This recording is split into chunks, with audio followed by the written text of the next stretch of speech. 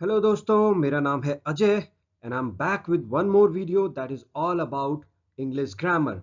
अगर आप एक बिगनर हैं और ग्रामेटिकली करेक्ट इंग्लिश बोलना और लिखना चाहते हैं, then this video will work as a step by step guide for you.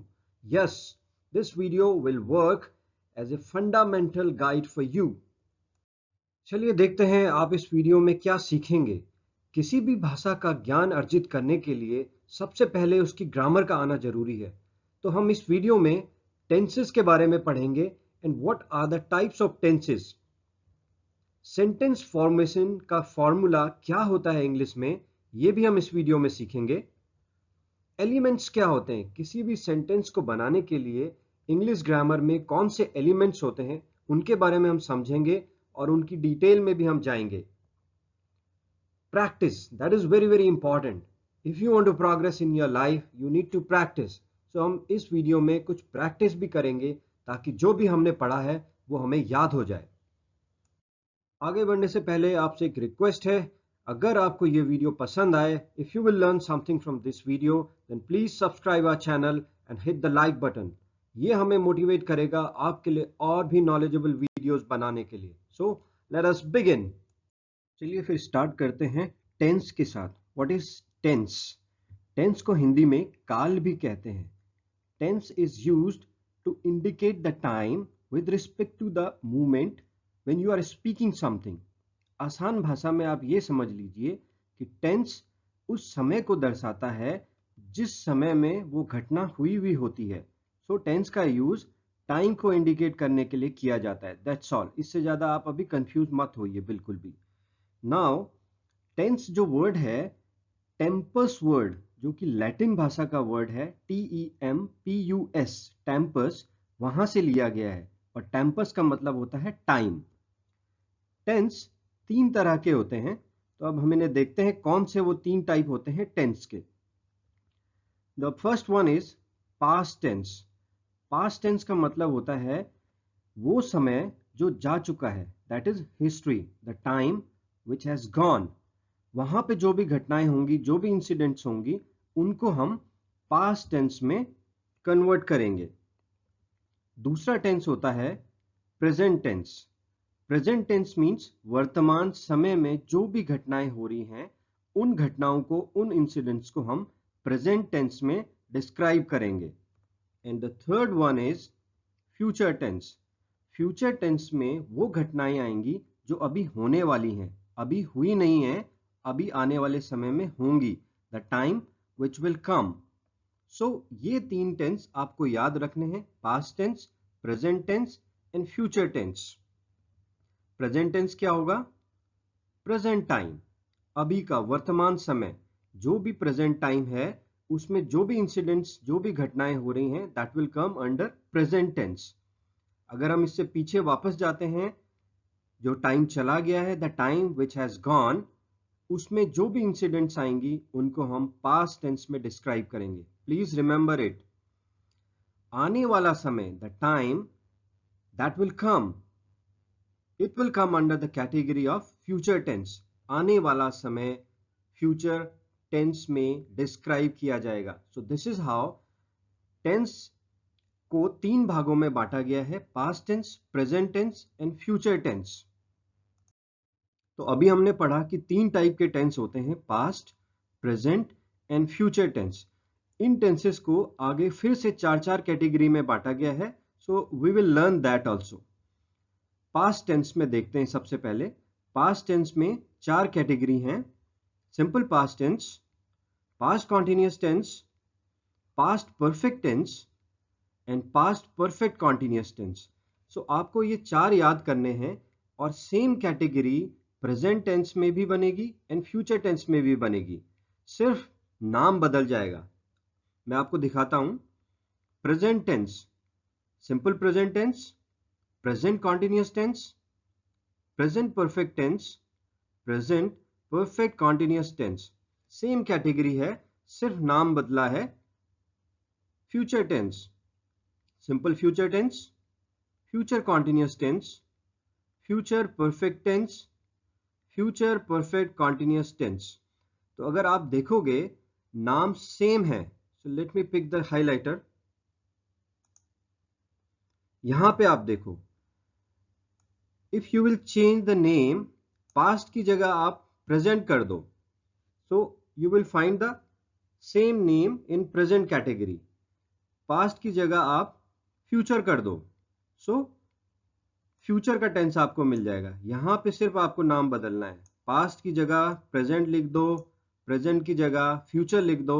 So all the names are same. So आपको सिर्फ 4 ही याद करने हैं। अगर आप ये 4 याद कर लोगे, सारे के सारे बाकी सेम हैं। आपको पास्ट की जगह प्रेजेंट लिखना है या फ्यूचर लिखना है। So it's very easy to remember. आप बहुत आसानी से इसको याद कर सकते हो। सो कैटेगरी बनेगी simple, continuous, perfect and perfect continuous. इसमें आप पास्ट डाल दो तो पास्ट की कैटेगरी बन जाएगी, प्रेजेंट डाल दो तो प्रेजेंट की कैटेगरी बन जाएगी, फ्यूचर डाल दो तो फ्यूचर की कैटेगरी बन जाएगी।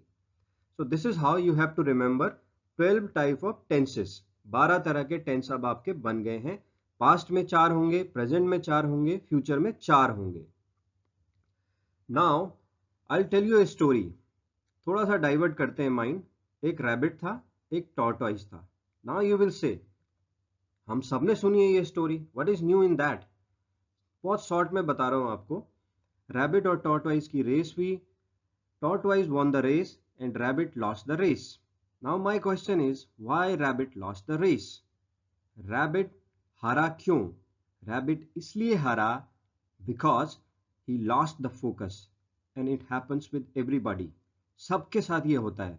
So it's my humble request to you that when you have decided to do something in your life, do not lose your focus. Keep on working on your target. चलते हैं आगे।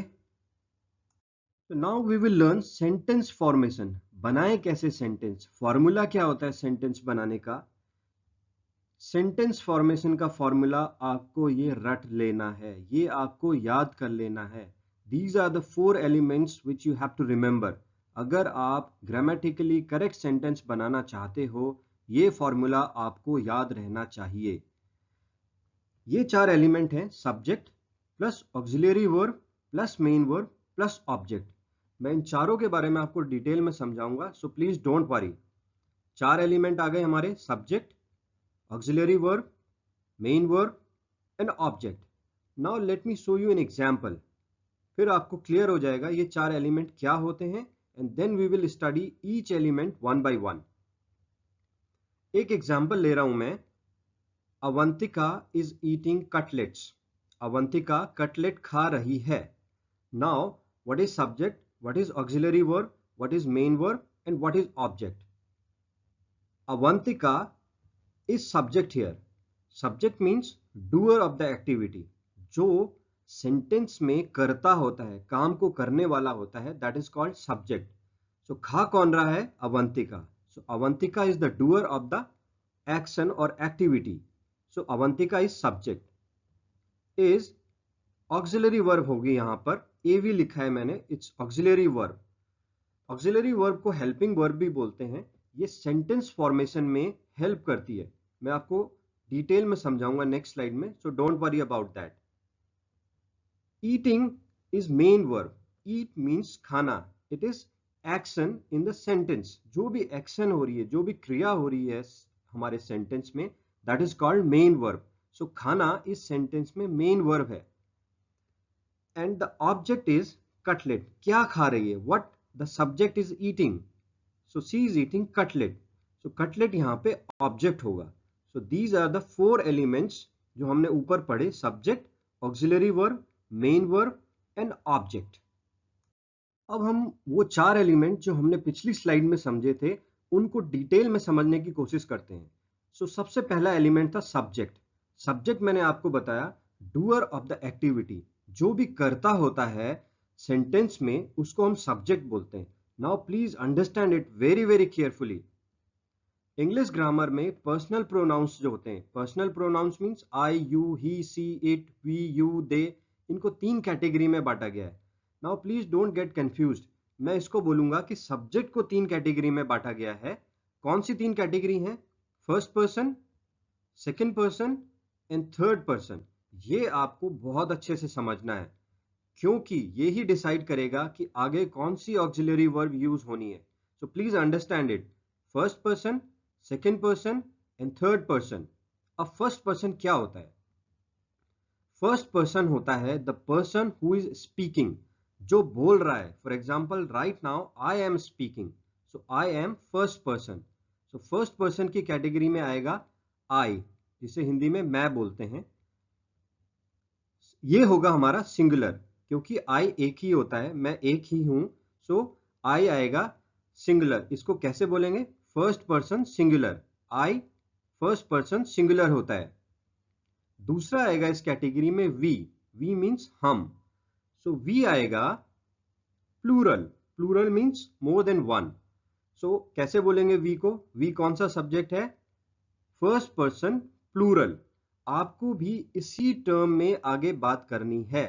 जब भी we आएगा, मैं पूछूंगा कौन सा सब्जेक्ट है we, you have to say it is first person plural.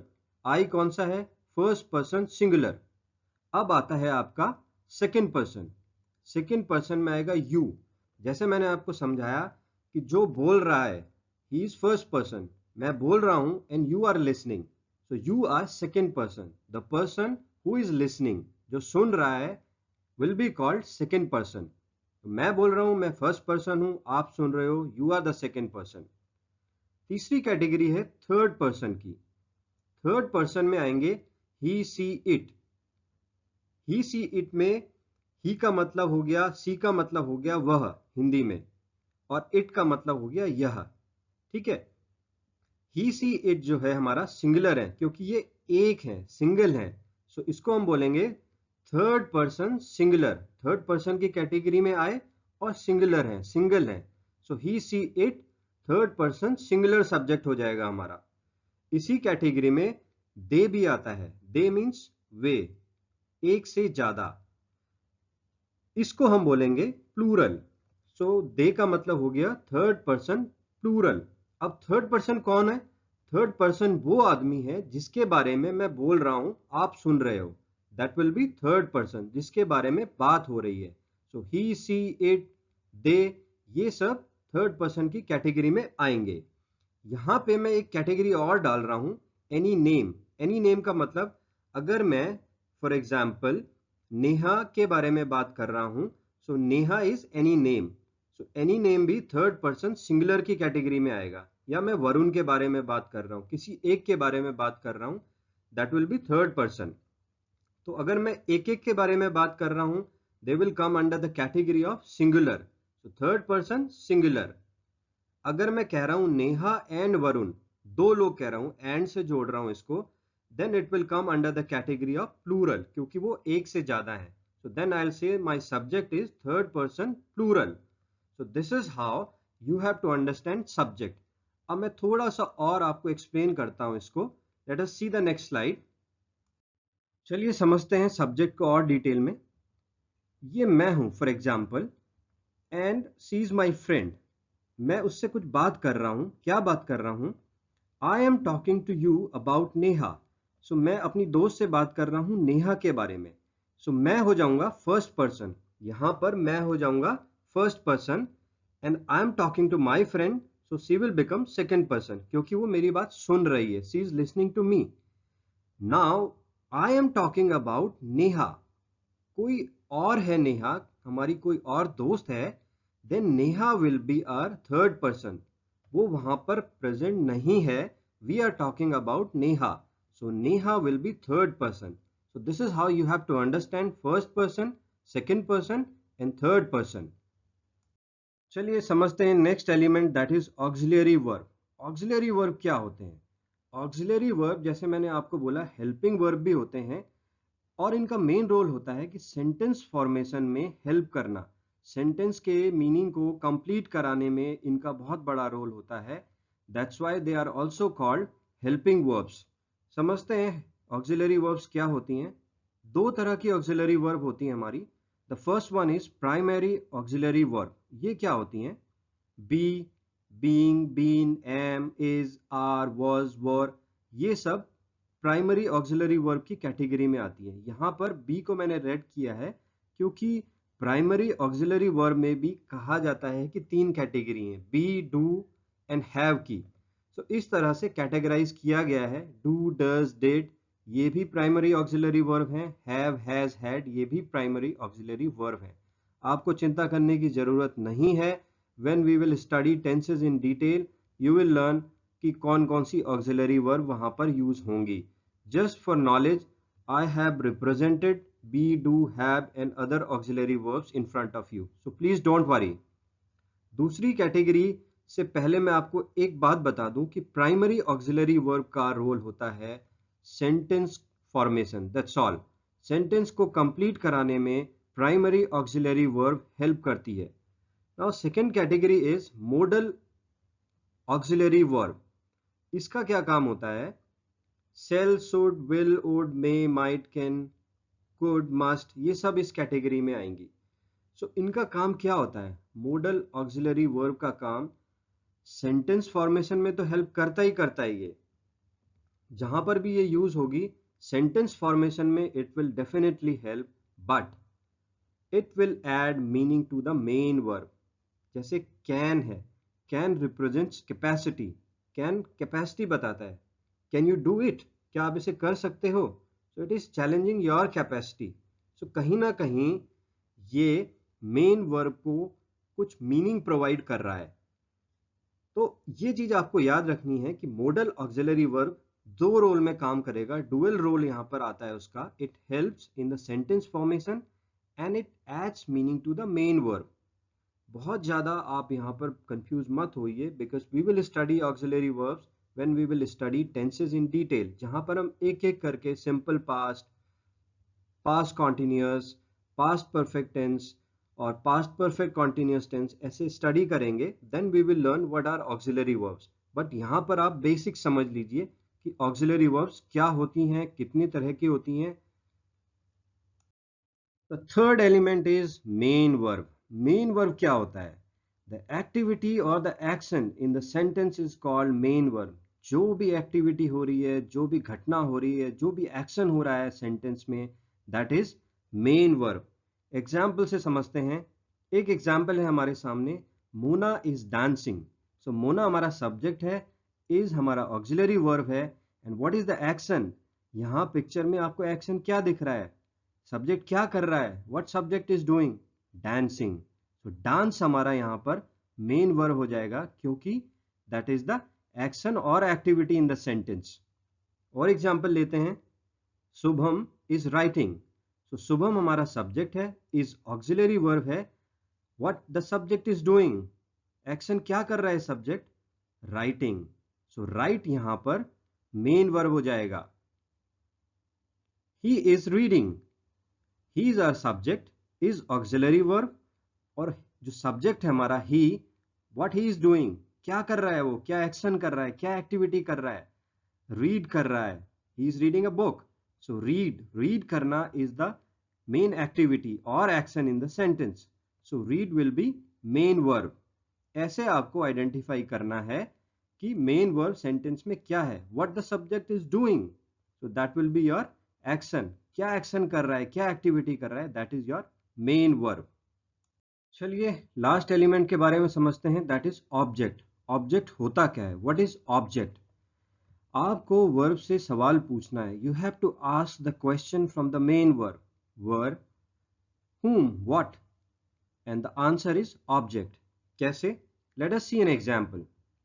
यहां पर मैंने एक सेंटेंस बोला, Mohit is playing. Now play is the main verb here. अब प्ले से मैं पूछता हूं कि मोहित क्या खेल रहा है, what he is playing. Now there is no answer. The sentence is very simple. Mohit is playing, but what he is playing? There is no answer. It means there is no object here. यहाँ पर कोई भी object नहीं है। Let me change the sentence. अगर मैं बोलता हूँ मोहित is playing football. Now, if I'll ask verb को पूछता हूँ कि what Mohit is playing, so answer मिलेगा football. The answer will be football. So football यहाँ पर हमारा ऑब्जेक्ट हो जाएगा। So the answer which you will get from the main verb is your object. Object दो तरह के होते हैं, direct object or indirect object. What is direct object? A person or thing that is affected by action of verb. जो verb के action से affect हो रहा है, that person or thing will be direct object. समझते हैं. Mohit is playing football. Let us take the same example. यहाँ पर verb है play. Play के action से कौन affect हो रहा है? Football.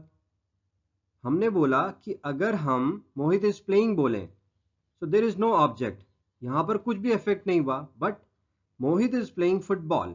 In this case football is getting affected by the action of play, so football will be direct object. I like apple. मेरे लाइक करने से या ना करने से कौन इफेक्ट हो रहा है? Apple. So Apple is direct object. He bought a red car.